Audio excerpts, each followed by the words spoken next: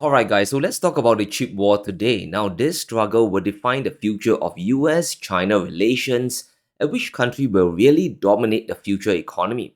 Now, the key to winning will be based on greater production leverage, and that's why China and the US they are in the epic rush to tackle two big drivers, AI and robotics. Now, the fuel for those technologies is semiconductors. For many months now, the Trump administration has come to a realization the AI diffusion rule, the global export control is just not working, and you have to throw the old playbook out. Look, I think that the rule that you're referring to was intended to address a real problem.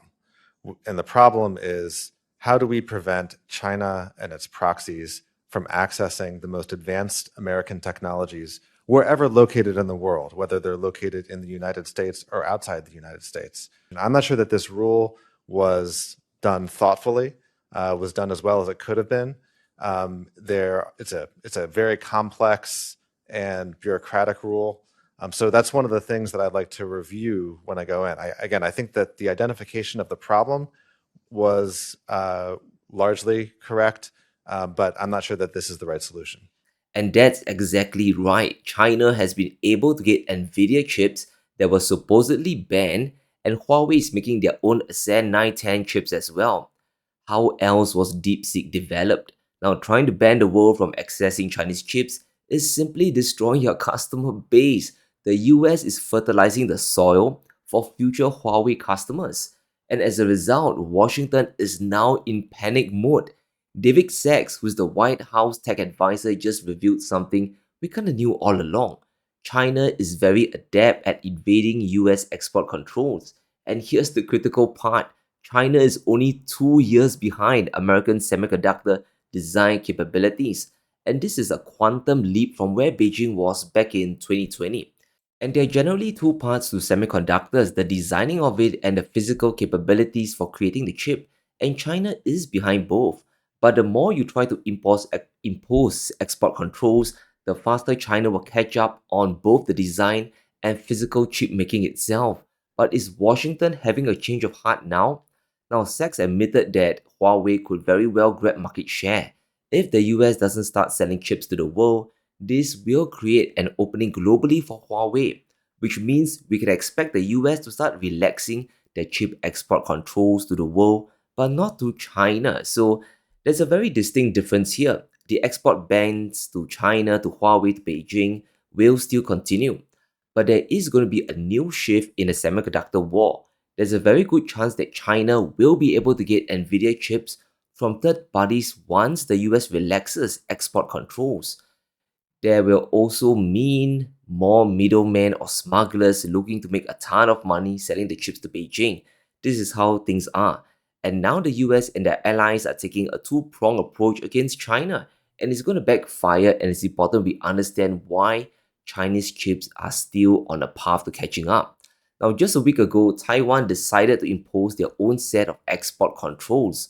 Obviously, one can assume that the US probably had some involvement in the decisions, and it's a big one. Huawei and SMIC will not be able to access Taiwanese technologies, materials, and equipment without government approval, and the physical hardware itself will be denied to China. TSMC has not been supplying high-tech chips to China since 2020, but an investigation recently found that Ascent 910B is made using TSMC's 7 nanometer process and has been spotted in Chinese servers in 2022. So it's mighty obvious that this ruling is meant to close the door forever. All Taiwanese suppliers selling equipment to China more or less is going to find it impossible to do so. And it shows that the Taiwanese are fully on board Team USA in this semiconductor war. Now, since Taiwan folded, we can be sure Washington will apply maximum pressure around the world.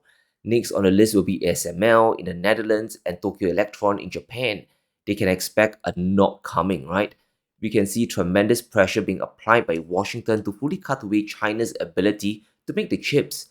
The Chinese market itself is so huge that Huawei is well funded by domestic demand, and that's freaking the US out. Now, Huawei invests over $25 billion annually in R&D. And to put things in context, that's double the budget of Nvidia, which is saving a lot.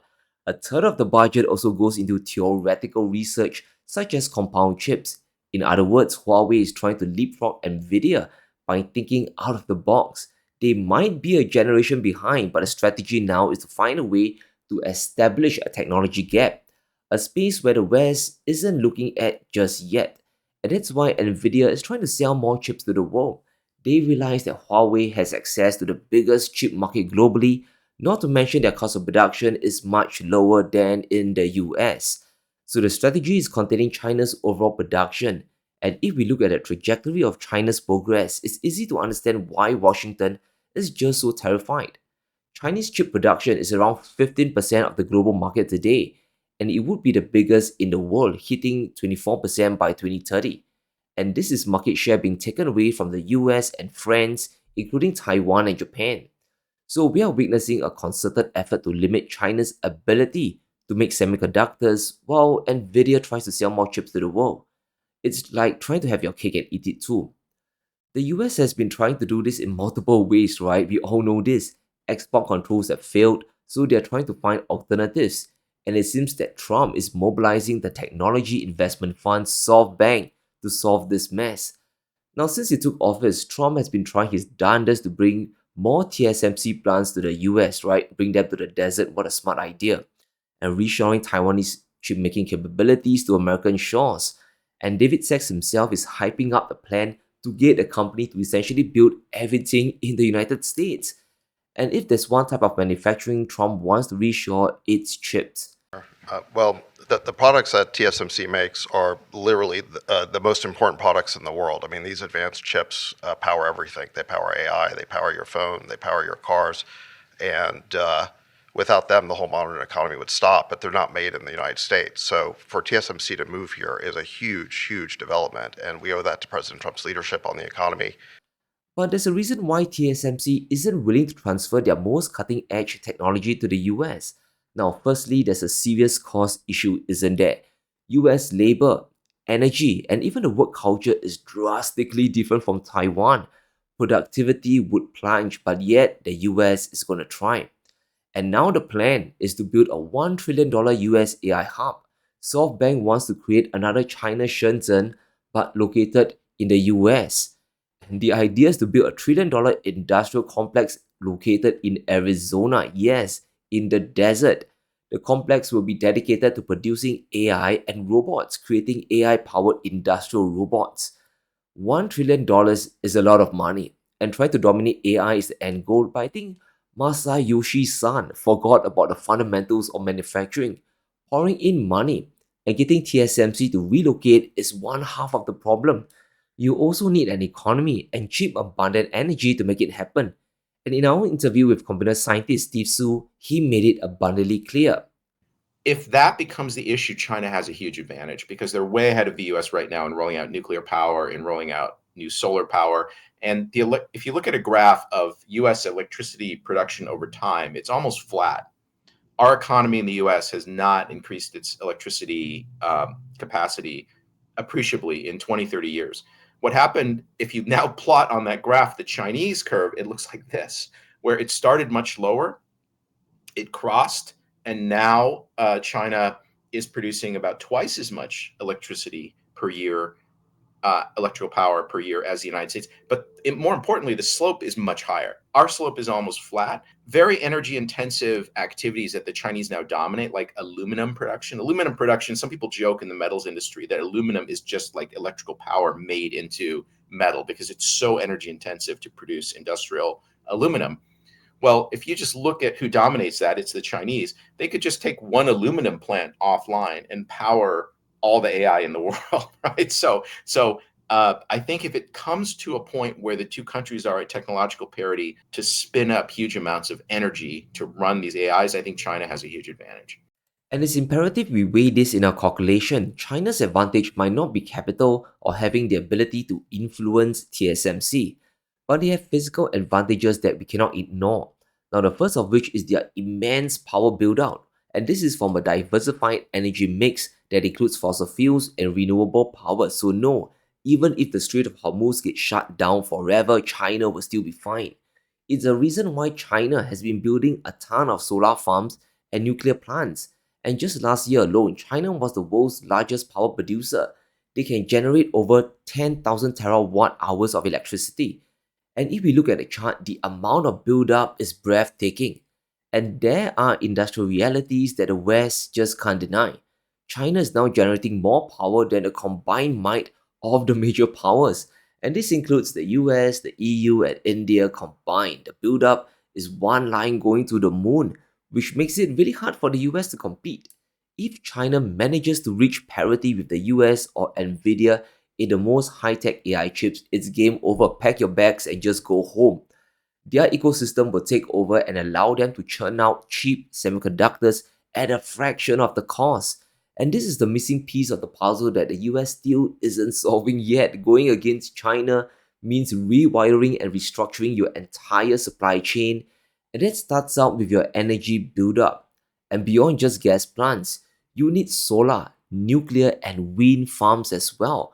But all these are renewable energies, and we all know what Trump thinks of green solutions. To him, oil and gas is the real deal. But that old line of thinking isn't working anymore. The US will have to mimic what China is doing, at least on a power front. But let's go beyond just power, right? The raw materials itself is cornered by China. Now, remember the deal signed in London? Besant, our best friend Scott Besant, promised US industries that the rare earths will be coming. However, industries have yet to receive the magnets from China. The upfront shipments have not materialized yet, which begs one big question, right? What was the point of all those meetings at Lancaster House to look at the British paintings? Are you kidding me? And we also have rumblings about new chip sanctions on China. Renewed export controls are coming. So, what is really going on here? Now, since May, China's shipments of magnets have been plunging. We are already in June and shipments are well below 100 tons a week from China. And before China's own export controls, the US was importing over 400 tons weekly from the world. Now, China made up 60 to 80% of the market share, and this is quite serious. Without magnets, various industries, including energy production, will get hindered. And it's not just the US military being denied magnets, it's entire industrial base that's being starved. Now, while it's true that the US can source from other third-party suppliers, China isn't leaving many loopholes for Trump to exploit. They're simply stopping supply to the whole world. China's magnet exports have fallen to just $60 million in May, and that's a collapse of 76%, more than 90% down since March. Even if the Americans manage to get magnets from other suppliers, prices will be much higher. They might pay double or even triple for the same amount of magnets. And that puts tremendous pressure on margins and forces US companies to burn through a lot of money. However, this is the state of affairs, it's a battle of supply chains and economic attrition, a really messy situation, but very fun to watch. But let me know what you think. Can the US keep Chinese chips at bay forever? And what is Beijing's next move? Let me know in the comments below. Stay safe, guys. I love you all. Be sure to smash the like button and subscribe as we navigate through these interesting times.